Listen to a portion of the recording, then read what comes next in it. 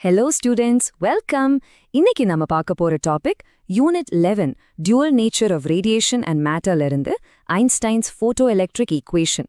பார்த்தாலே கொஞ்சம் பெருசா தெரியும், ஆனா பயப்படாதீங்க. இது பிசிக்ஸ்லயே ஒரு பெரிய டர்னிங் பாயிண்ட். நாம இதை ரொம்ப சிம்பிளா எக்ஸாம்க்கு என்ன தேவையோ அதை மட்டும் ஃபோக்கஸ் பண்ணி சூப்பரா படிக்கலாம். ரெடியா?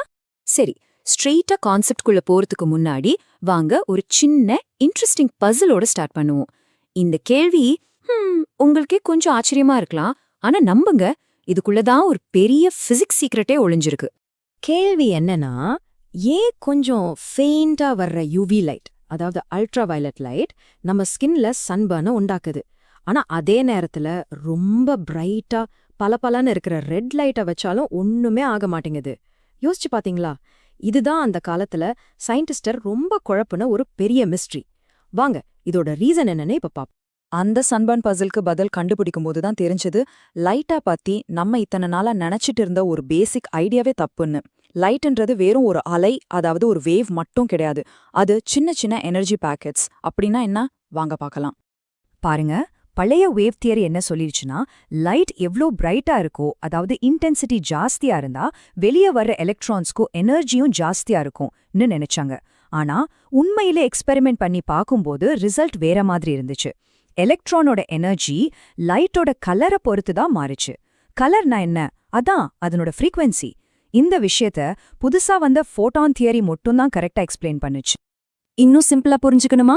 வாங்க ஒரு சூப்பர் அனாலஜி பார்ப்போம். ஒரு மியூசிக் கான்சர்ட் நடக்குதுன்னு வச்சுக்கோங்க. அங்க என்ட்ரியில ஒரு ரூல் இருக்கு. ஒரு குறிப்பிட்ட ஹைட்டுக்கு மேல இருந்தா மட்டும்தான் உள்ள அனுமதி, ரைட்? இந்த ஹைட்டு தான் நம்ம த்ரெஷ்ஹோல்ட் ஃப்ரீக்வன்சி. இப்போ ரெட் லைட்ட குள்ளன்னு இருக்கிற ஒரு பெரிய கூட்டம்னு நினைச்சுக்கோங்க.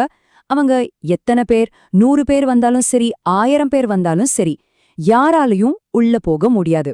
பிகாஸ் ஹைட் பத்தல. ஆனா வயலட் லைட்ட ரொம்ப உயரமான டாலான ஒரே ஒரு ஆள்னு நினைச்சுக்கோங்க. அவர் தனியா வந்தா கூட கெத்தா உள்ள போயிடுவார். அப்போ இதுல இருந்து என்ன புரியுது? அங்க வர்ற ஆளோட தனிப்பட்ட உயரம், அதாவது லைட்டோட ஃப்ரீக்வன்சி தான் மேட்டர். வர்ற கூட்டம், யானி லைட்டோட இன்டென்சிட்டி முக்கியம் இல்ல. சிம்பிளா இருக்கா? சரி, அப்போ இந்த பெரிய பசில சால்வ் பண்ண அந்த மாஸ்டர் சொல்யூஷன் என்ன? வேற என்ன, நம்ம ஆல்பர்ட் ஐன்ஸ்டைனுக்கு நோபல் பிரைஸ் வாங்கி கொடுத்தா அந்த ஃபேமஸ் ஈக்குவேஷன் தான். இதோ பாருங்க, இதுதான் அந்த மாஸ்டர் ஈக்குவேஷன்.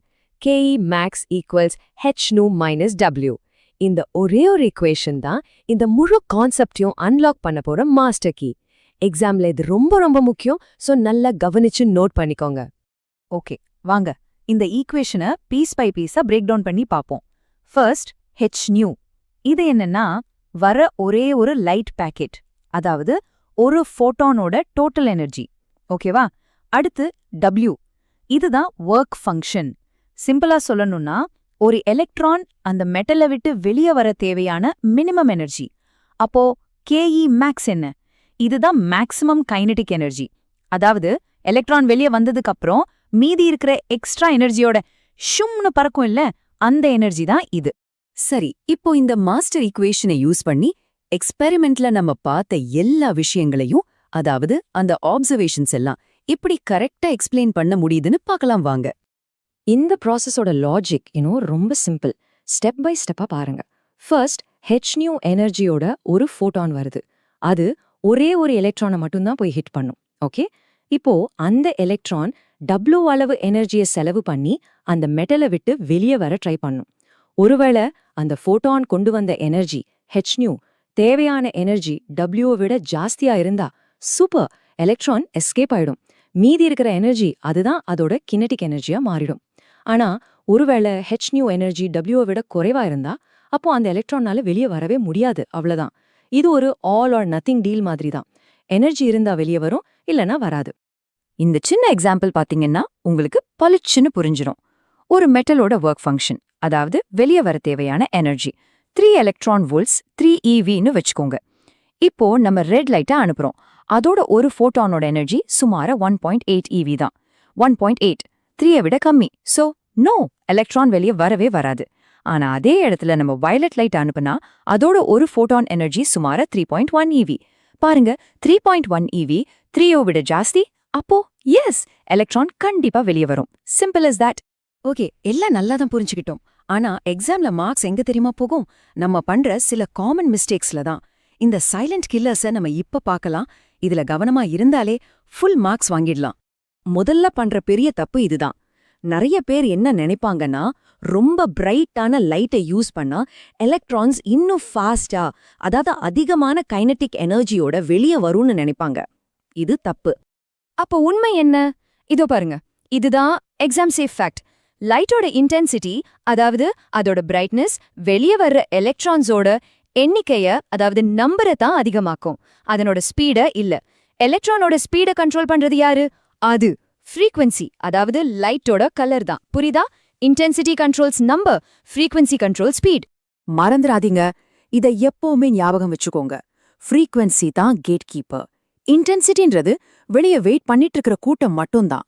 அந்த கேட் கீப்பருக்கு ஹைட் சரியா இருந்தா தான் உள்ள விடுவாரு. இல்லனா கூட்டம் எவ்வளோ பெருசா இருந்தாலும் நோ யூஸ். சரி, அடுத்த காமன் மிஸ்டேக். சில பேர் நினைப்பாங்க, சரியான கலர் இல்லைனா என்ன, நான் ரொம்ப நேரம் அந்த லைட் அடிச்சுக்கிட்டே இருந்தா, இல்ல இன்னும் பிரைட்டா அடிச்சா எப்படியாவது கொஞ்சம் கொஞ்சமா எனர்ஜி சேர்ந்து ஒரு எலக்ட்ரான் வெளியே வந்துரும்னு. இது இன்னொரு பெரிய தப்பு. உண்மை என்னன்னா, தி போட்டோ எலக்ட்ரிக் எஃபெக்ட் என்பது இன்ஸ்டன்டேனியஸ். அதாவது லைட் பட்ட உடனே நடக்கும். ஒரு லைட்டோட ஃப்ரீக்வன்சி அந்த தேவையான த்ரெஷ்ஹோல்டை விட குறைவா இருந்தா, நீங்க எவ்ளோ பிரைட்டா அனுப்புனாலும் சரி, எவ்ளோ நேரம் அனுப்புனாலும் சரி, ஒரே ஒரு எலக்ட்ரான் கூட வெளியே வரவே வராது. Game over. ஓகே, சோ நம்ம படிச்ச விஷயத்தையெல்லாம் வச்சு ஒரு ஃபைனல் சம்மரி பார்த்துடலாம். இந்த சின்ன கான்செப்ட் பிசிக்ஸோட பெரிய பிக்சர்ல எவ்ளோ முக்கியமான இடத்துல பொருந்துதுன்னு இப்ப பாருங்க. நினைவிருக்கா, நம்ம யூனிட் 8 எலக்ட்ரோமேக்னெட்டிக் வேவ்ஸ்ல லைட்டா ஒரு வேவை மட்டும்தான் ட்ரீட் பண்ணும். ஆனா இன்னைக்கு பார்த்த அந்த டாபிக் அந்த வேவ் மாடலோட லிமிட்டேஷன்ஸ் என்னன்னு காட்டுது. அதே மாதிரி இதுக்கு அடுத்து வரப்போற யூனிட் 12 ஆட்டம்ஸை புரிஞ்சுக்கணும்னா இந்த டிஸ்கிரீட் எனர்ஜி பேக்கெட்ஸ், அதாவது ஃபோட்டான்ஸ் பத்தின ஐடியா ரொம்ப ரொம்ப அவசியம். ஸோ ஃபைனலா நம்ம இன்னைக்கு கத்துக்கிட்ட கீ டேக்அவேஸ் என்ன? 1. லைட்ன்றது ஃபோட்டான்ஸ்னு சொல்ற சின்ன சின்ன எனர்ஜி பேக்கெட்ஸால ஆனது. 2.